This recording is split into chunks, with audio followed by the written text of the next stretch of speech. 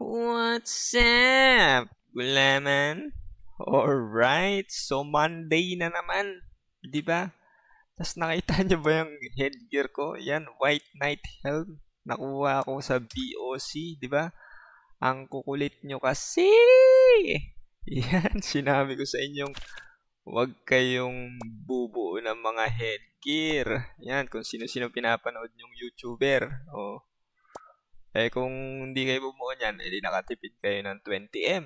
So, pag nakuha mo siya, ang kailangan mong gawin, i-deposit mo siya para makuha mo yung unlock reward. Tapos, i-withdraw mo, tsaka mo suotin. Yan. So, hindi naman yan ang topic natin ngayon, di ba? Ang topic natin ngayon ay yung staunch armor, no? So, kailangan ba siya for RG instant slash? No, depende na yan sa Actually, pwede kahit anong armor. Kasi konti lang din naman yung magiging difference niya sa damage sa PvP. No? Pero syempre, kung PvE, malaki yung damage gap. Lalo na habang tumatagal, habang lumalakas ka, lalaki ng lalaki yung damage gap. So, itetest ko yung damage ko ngayon. Wala akong buffs. Yan. So, sa dami, meron akong 791. Yan.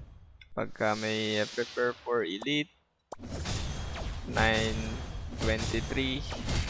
Diba?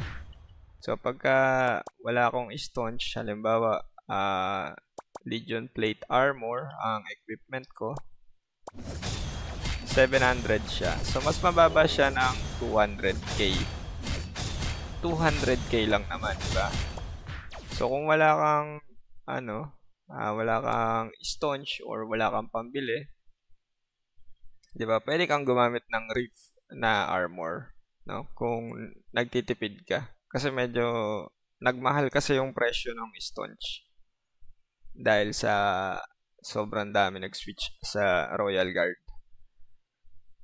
Pwede ka muna mag-Reef set. Pero kung ayaw mo nang gumastos, pwede mo nang erekta ng staunch, no? Para sa damage. Yan, tapos yung gap na sinasabi ko, no?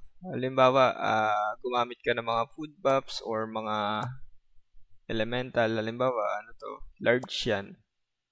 Tapos water. Tapos demi-human. Diba?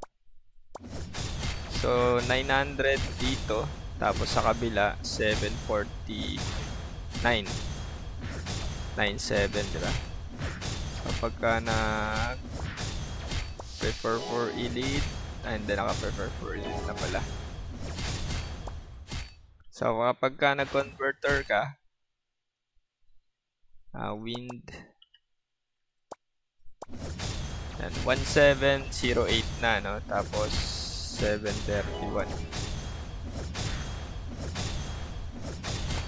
Pero kapag ka naka-staunch ka, diba? 2M na siya. So, 300k yung nadagdag.